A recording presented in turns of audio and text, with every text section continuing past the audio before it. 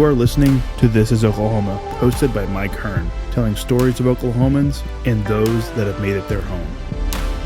What's up, guys? Welcome back to another episode of This is Oklahoma podcast. Mike Hearn here, your host, back with another episode. Excited to share this episode with you today. But before we do, I've got to thank our sponsors. First of all, the Oklahoma Hall of Fame. They've been a huge part of this podcast for the last few years. So the Oklahoma Hall of Fame have been sharing Oklahoma's story through its people since 1927. For more information on the Oklahoma Hall of Fame, go to www.oklahomahsof.com.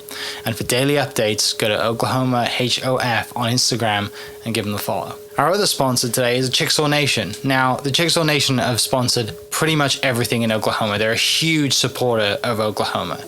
And it's an honor to have their name and their brand supporting this podcast. So a huge shout out to Governor Anatoby for supporting this podcast. It really means a lot. And finally, our third sponsor is 988. The Oklahoma 988 Mental Health Lifeline. 988 is a direct 3-digit lifeline that connects you with trained behavioral health professionals that can get all Oklahomans the help that they need. Learn more by visiting 988oklahoma.com. That's 988oklahoma.com. And now, let's get into today's episode.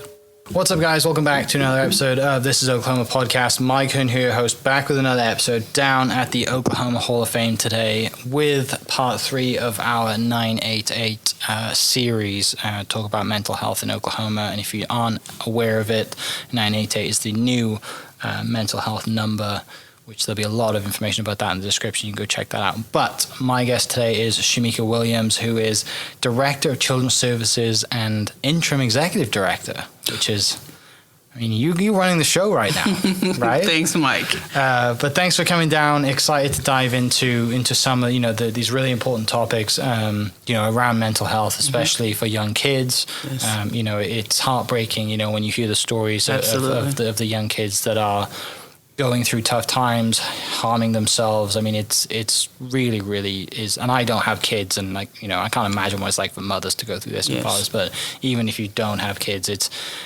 shouldn't be happening. And I know you've been around, I'm sure, a lot. I'm seeing a lot of bad things and heard a lot of bad things. But you're in the business of making things better. So absolutely. Before we get into things, I appreciate what you do. I'm sure everyone else does too. But before diving into to what you do on a daily basis, tell me about you. What's kind of like your Oklahoma story? My Oklahoma story. Well, actually, I'm born and raised in Tulsa. Okay. But by way, I am a country girl. Yeah. Live in Okmulgee County, where I like the rural culture of living kind of, in a sense, out in the nature. I like some of the stranger things that you would probably say as an African-American woman. I like to rodeo. Yeah. I love cattle. I love horses.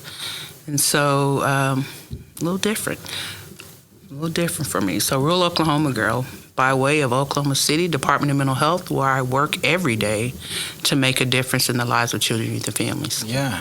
So Okmulgee, and with the rodeo scene out there, there's a bit of a rodeo scene out there. I have friends of mine who love the rodeo photography side of things and the content side of things, and they're always kind of out there or in that area, and even kind of just anyway that sort of region. It's big, right? Yes, and it's not uncommon to see people kind of trotting down the road on horseback, which for me, coming from the UK, is that's America right there, right? Yeah. You don't generally see that. But that is America. And actually, Okmulgee has one of the largest African-American rodeos in the state of Oklahoma, and even probably larger than most other states. Yeah, so it's pretty interesting. What got you into that stuff kind of as a young age? Well, actually, I grew up in a rodeo family. My grandfather, uncles, and cousins, they all raised livestock. And so growing up in that type of family is just one of those things you just kind of follow suit. Yeah. Do you still have time to jump on the horse and go out now? Absolutely not. No, you miss it? I'm running around the state of Oklahoma trying to save lives. So I don't have a lot of time to ride horses anymore, but I do get an opportunity to raise cattle. So I love to look out and take a look at my girls and and my boys, and I call them my kids, and so get to raise cattle. So I really enjoy that. Yeah. So you, as for a hobby, you work a lot hard. You work really hard for a hobby too, right? Yes. When I'm home, I work extremely hard. And now that we're in the crux of close to winter, so it's going to even be a little harder. Oh yeah, those mornings are not fun right now. Not at all. No. Well, yeah, that's you're right. Like when people meet you, they probably think that that's the last thing they're going to hear you say, right? Absolutely. That is the very last thing that they hear me say. Most people, when they meet me, they probably think I'm an urban girl. Yeah, but in Oklahoma, then I mean, you have some great conversations with everybody when you talk about rodeo and small town rodeo stuff, and I mean, that Friday or Saturday night rodeo. Absolutely. I need to come out to one because I've only seen pictures and I've heard about the scene and horses, like they're beautiful, but I had a terrible experience when I was a kid. The one scared me, and I haven't been on one since.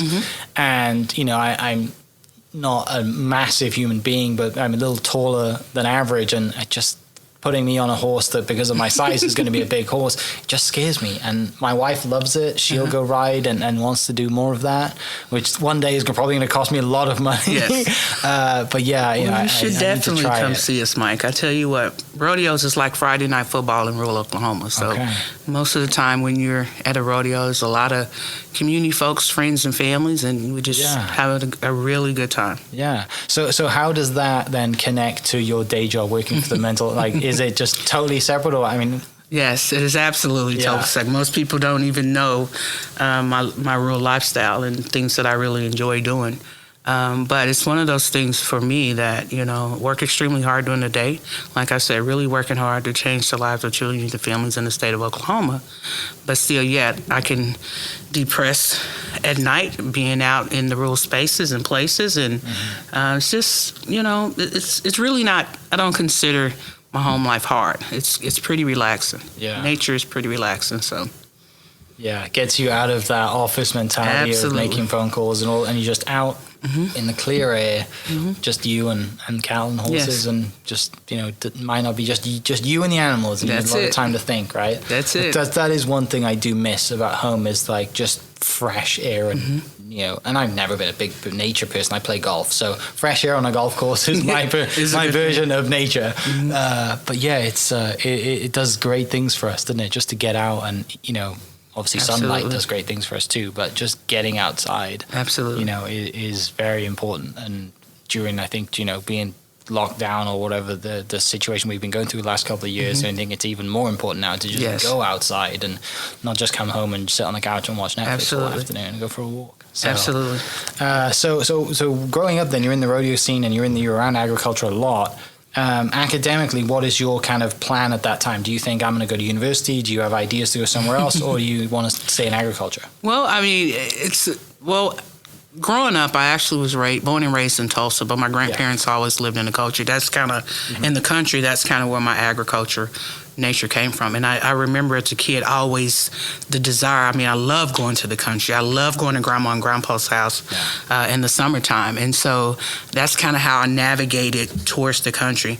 But growing up in Tulsa, I actually grew up in North Tulsa, and I went to the Tulsa Community College and then Northeastern State University, and then I graduated from the University of Oklahoma.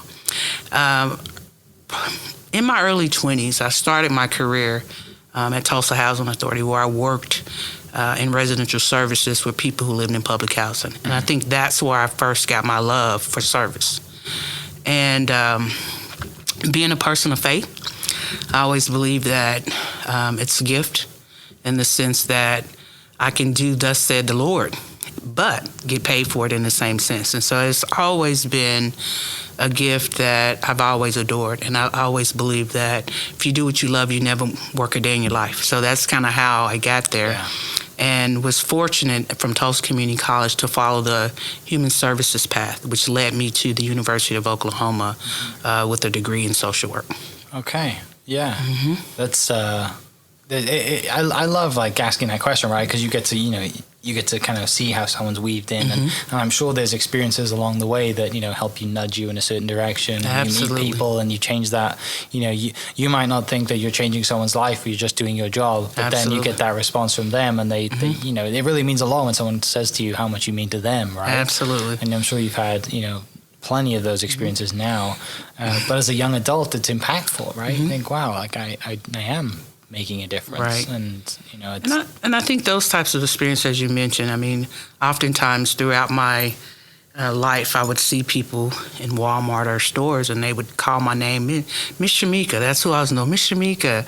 And I'm looking like, okay, who is that? And they would tell me, you may not remember, but you really changed my life, or you did this for me and it helped, or I was on this path and I was able to get sober. And so I think those types of experiences really have changed me over time to a point where I am where I am today. Yeah. So how long have you been in the role you're in today then? How long, I guess, so how long have you been around the mental health space of the kids side of things? So for the kids side of things, I've been a total of 18 years. I started my career 3 years prior to coming to the state of Oklahoma and being the director of children's services. I've been with the state 15 years, but prior to that, I was 3 years at a local community mental health center out in Okmulgee County. Yeah. And so I've been with the Department of Mental Health for 15 years, and so a total combined about 18 years. Yeah. And it seems to be going through a really good change, or, Absolutely. you know, right now it seems to be, you know, this number thing is what most people are seeing, right? They, you know, taking away from that really long 1-800 number to 988, which is obviously a no-brainer. It makes all the sense in the world. But obviously you've been there in such a long time that you've seen the process, the systems change in a way for the better. And then, you know, it's all down to funding too, right? You know, Absolutely. you got to get the funding for it before, you know, if you wait for the state, you understand that, right? Yes. But yeah, I'm just interested to know kind of like the path of that and you know, what's led you to where you are today and the impact that you've had. I'm sure it's super fascinating. Well, it has been fascinating. I think, you know, thinking back over the 15 years, really looking at the growth that has taken place with the Department of Mental Health has been extremely huge. I think that the fact that now we're in a position here in the state of Oklahoma where anyone that's dealing with a psychiatric emergency or in a situation where they need help now can call one number, one line, 3 digits, 988. And I hope people remember that number, because anytime you're in a situation where you want help for a loved one, a friend, or family, to be able to call that number and get help immediately is critical.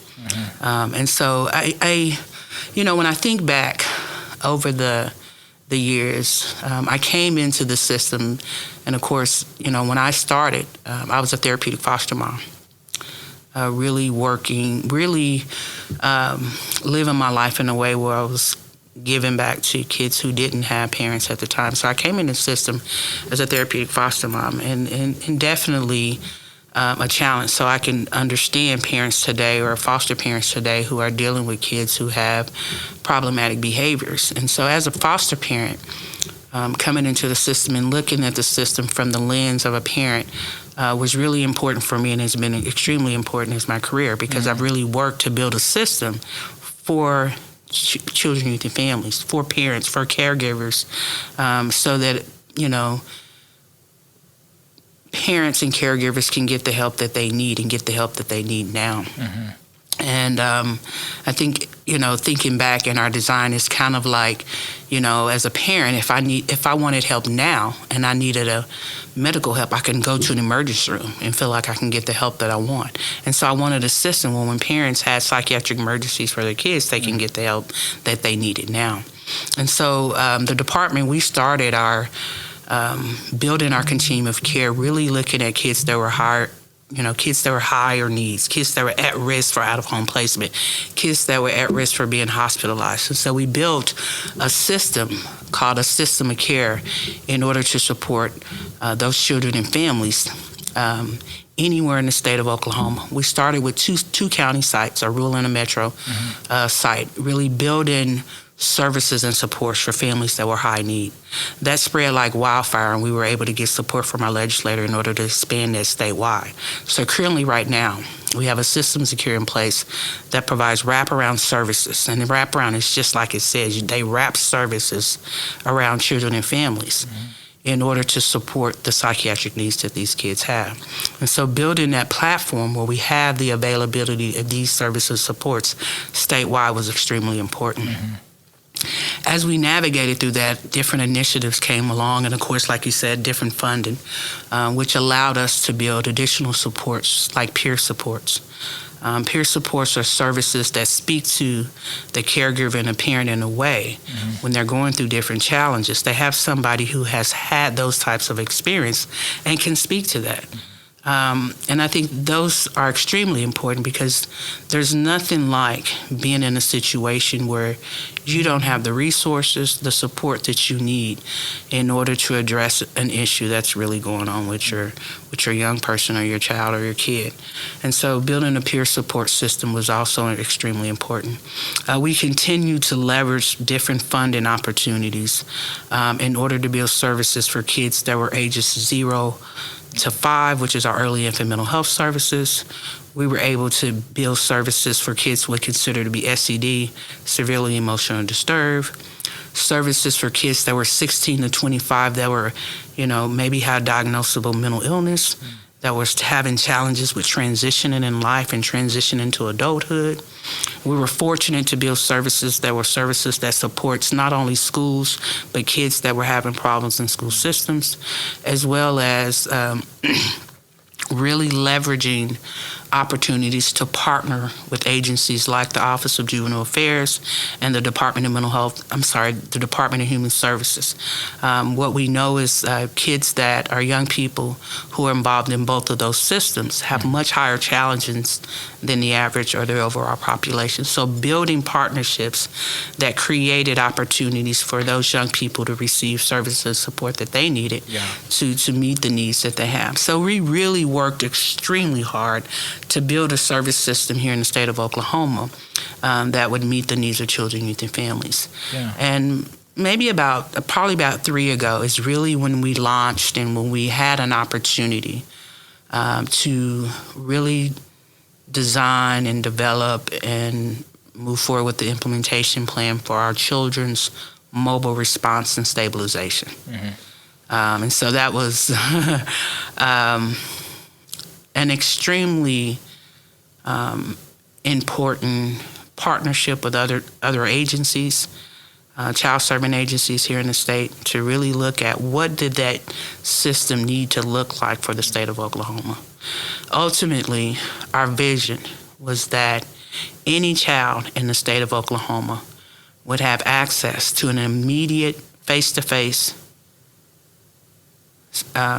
response from a mental health professional who was able to work with the child and the family in order to begin and move in a direction to address their behavioral health needs, to begin to dissolve or decrease the symptoms of the crisis in order to move the family in a position of stability and stabilization. So that's kind of how this all started. And so this was not something that we started a couple of years ago. This has been a journey that we've been on. And I think our vision was on the end result. We want to be able to meet the needs of Oklahomans. We want to be able to, first and foremost, a crisis system is designed to save lives. And so that was really an important part. But we needed the support system, the foundation in place to be able to do that. And so today, we're in a critical, unique, and probably the best thing that has happened in a long time is this 988. Now they don't have to remember a 1-800 number.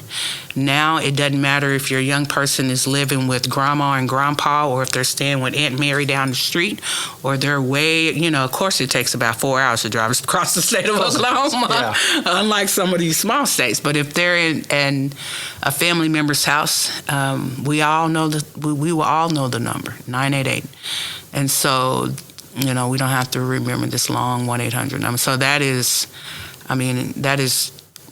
exciting. Yeah. That is exciting. Well, and to that point too, with the kind of like your ties to the rural community through your grandparents and going to that, there's a lot of, I think Carrie, who was on previous podcasts, talked about it too, because she was part of the rural, and that was kind of where she did her thing, was the kind of stigma is bigger in rural communities, right? Because the towns are smaller, everyone knows everybody, you know, and you don't really want to have a wide open space in a, you know, at a strip mall or whatever that's for mental health, because everyone can see you going, everyone knows what car you drive. That is true. You know, and then people start gossiping, it gets worse, right? And that, sadly, that works against anyone. But now you can discreetly call this number, have a conversation, and then meet face to face. And also back to the kids side of things, you know, if someone's a parent, right, it's very hard if without this system in place to try and deal, you know, if you've got multiple kids and you've got a job and you might be stressed about work or whatever it is, and then you come home to a kid who you're not a professional at this thing, you don't know how to deal with this, you know, you can't just throw him some pills or here's some pills and like knock him out for a little bit.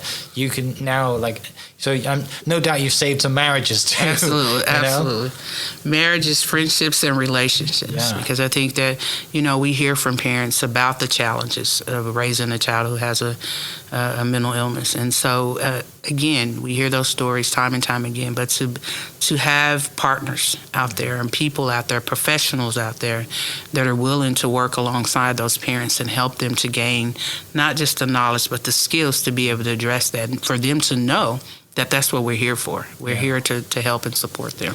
Well, and the other thing I just kind of came to mind too is that now that you have a legit, proper, really cool foundation and a system in place, it makes people want to come to work every day, right? Because I'm sure there's been times, you know, over the period that you've been in this area, is you might feel like you're banging your head against the wall, right? You're like, I'm working so hard, but I'm not getting through to people. Yes. But now, because that foundation is there, you know that every day you come to work, you're making a difference, right? Absolutely. And that goes such a long way through everyone in your team knows that, you know, and then you collectively work harder and you're more, you know, enthusiastic about coming to work, and you know, you get into you know, when people work for the state, they don't work at the state to be a millionaire, right?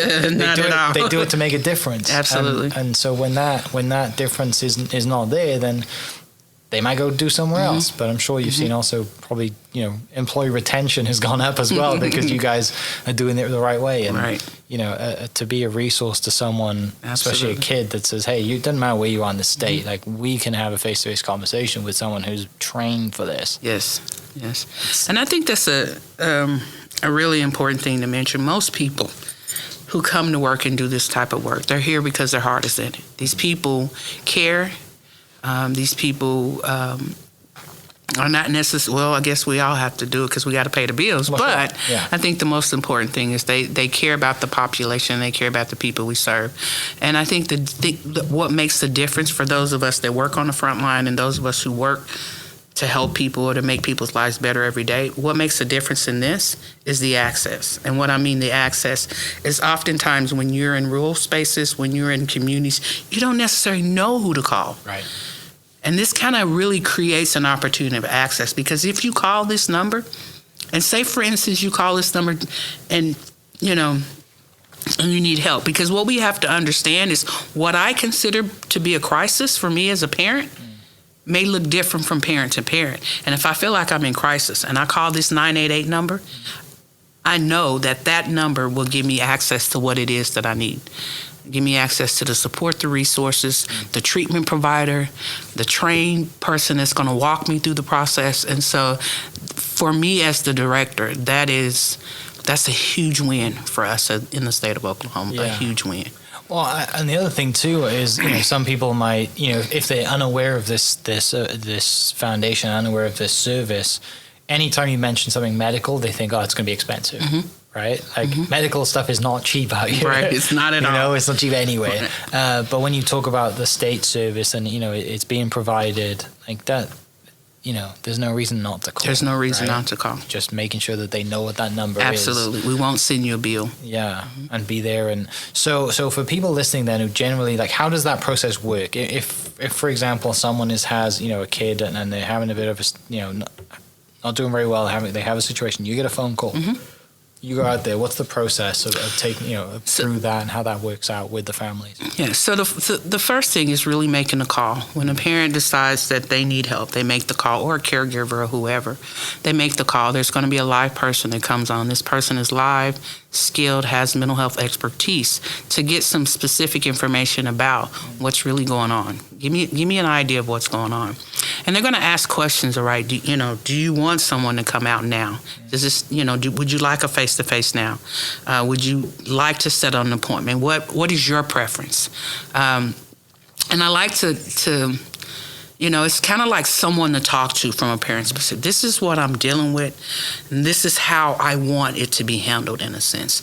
Right now, I need help now. And when they say I need help now, the call attendant is putting information in our electronic data system real time for our providers. Currently, right now in the state of Oklahoma, we have approximately 24 providers statewide that cover, in some cases, multiple counties, because they have offices in different counties. And that's our true children's contracted providers throughout the state. And so what that call center does is they put real-time information in the data system.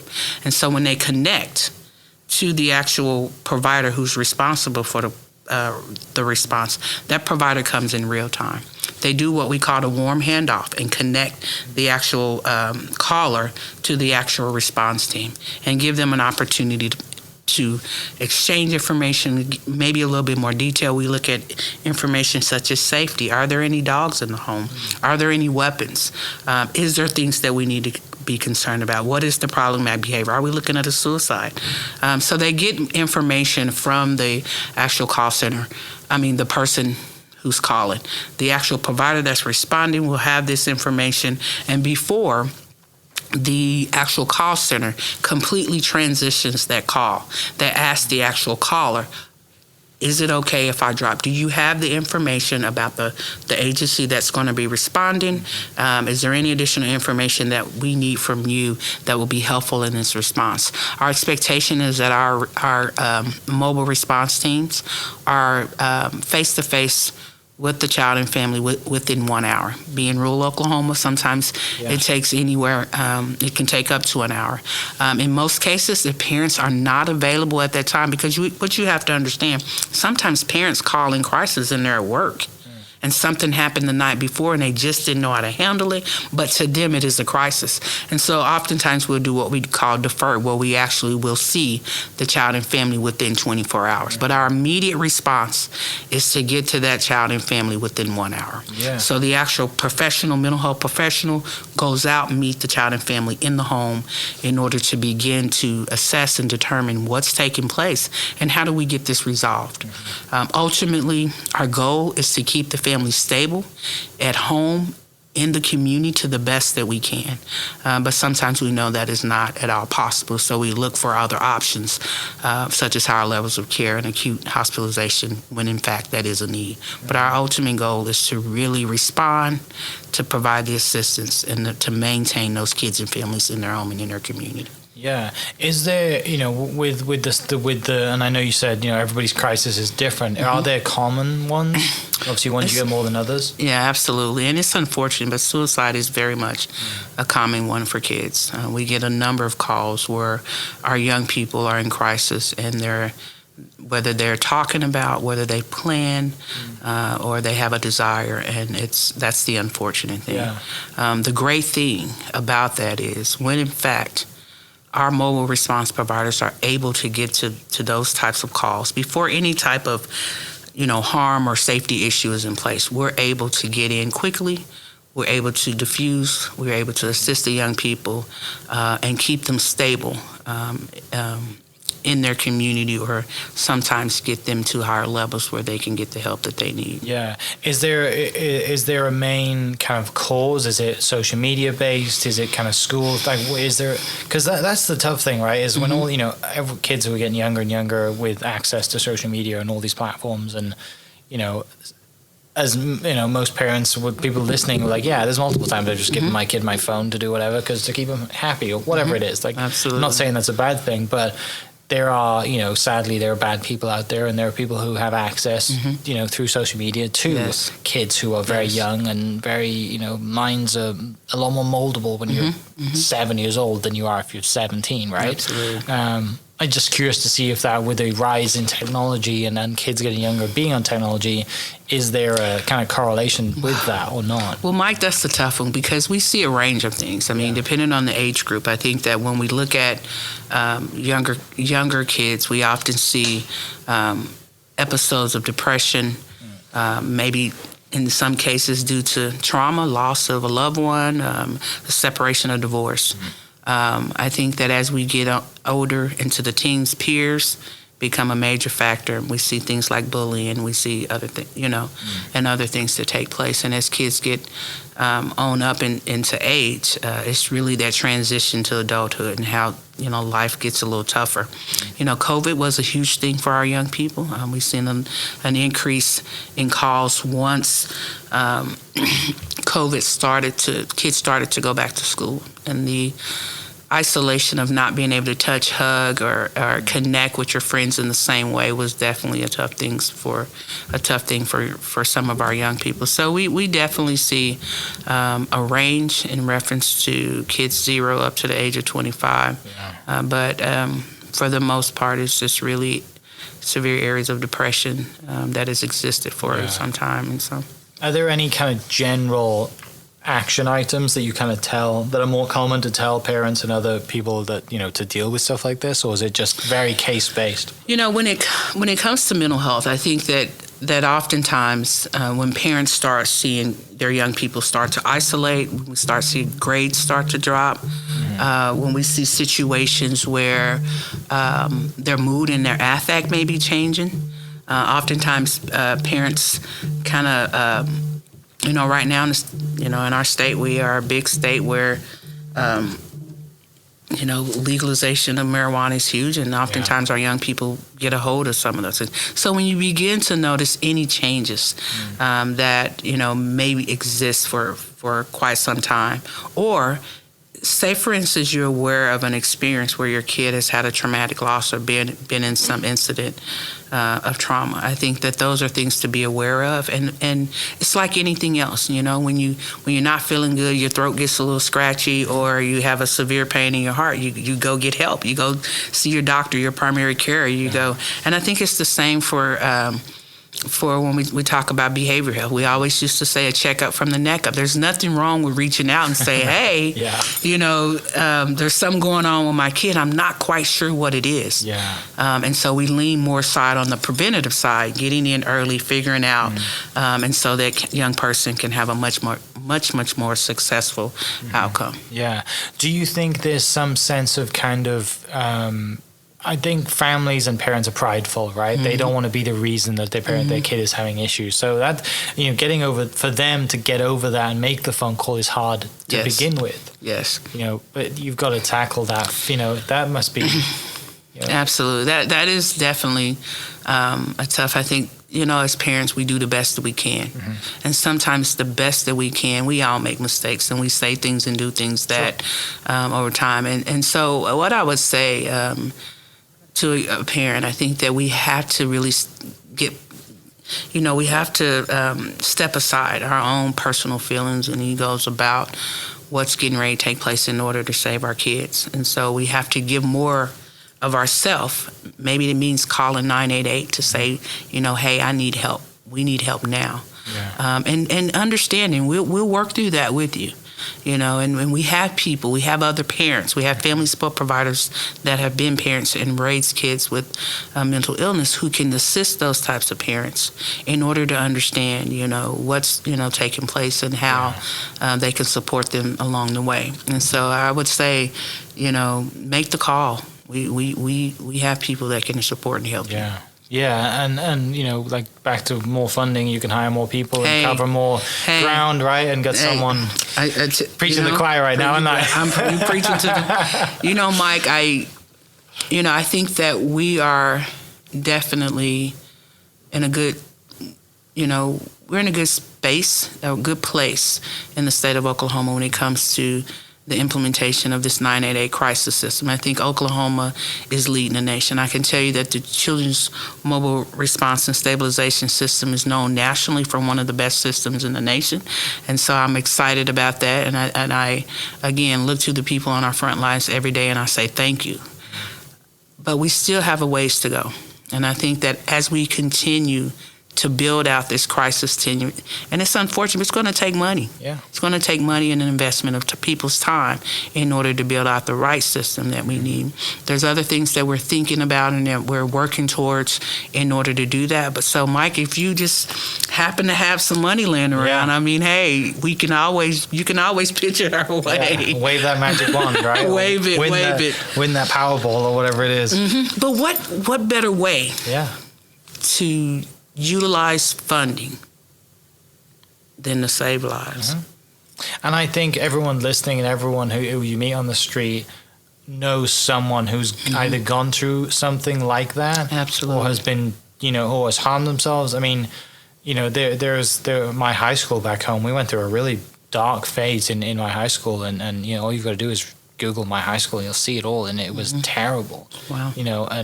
And it came out of nowhere kind of thing, right? It happened so fast, and none of us were no one was aware of it. And this was, this is, I don't know, I'm trying to think how old I am. This is 15 years ago. But still, it's really heartbreaking when it's too late. Yes. Right? Yes. And the great stuff that you guys are doing is you're tackling this stuff at an infant age, right? Mm-hmm. And I'm sure there's going to be a time where someone's going to come up to you, and they're a grown man or grown woman and they have a career and they see you in wherever, and Miss Sheamekah, and they come over and they tell you, and maybe you've had this already, and they say, you not only did you save my parents' marriage, but you saved my life, and now I'm a successful this, and I've gone on to change because of what you've done. I've gone on to do better. Mm-hmm. Absolutely. And that's how it starts. It really is, and that's why I say it's, for me, every call is a life or death situation. I think back when we started Align, I would do robocalls where I would call in and check to make sure there was somebody answering, and I would, do a fake scenario and then get to a point and say, hey, this is who I am. So I personally invested my time early on to do that because I wanted to make sure that if anyone called that line, they would get the type of response that they needed to get help now. And so that was important. I think that you make a really important mentioning. I think that people, when you lose a loved one, it just doesn't necessarily affect the family. There's a spiral effect. Mm-hmm. When a loved one affects the family, there's friends, there's a community, and multiple community, whether it's the faith-based community or other communities that you're connected to that have supported you. And so for us, we just don't want our communities, our people, to have those experiences of, maybe a suicide or anything, because that is definitely a tough tragedy to deal with. Yeah, because like you said, it's not just that person that's gone, right? It's the like you said, the ripple effect of everyone around them that absolutely that has to deal with that, and it's awful, right? Because it's not like someone has passed, they were sick, that's just how the world works, right? It's someone who has gone through something that they didn't feel like they could talk to you about it, and that's what hurts, right? Yes. It's the fact that you're surrounded by amazing people. Why don't you feel like you could? That it hurts more. Yes. Knowing that I didn't do enough for that person to make me feel, that for me to make them feel safe to come to me to talk about something, and it's heartbreaking. That's a very heartbreaking feeling to have, and and the questioning of yourself about how that took place or how you allowed, how did I allow it to happen? And that's a tough thing. And so, we often, again, we often tell people, like I said, when things change or the awareness or somebody's talking about it, thinking about it or contemplating, there's help.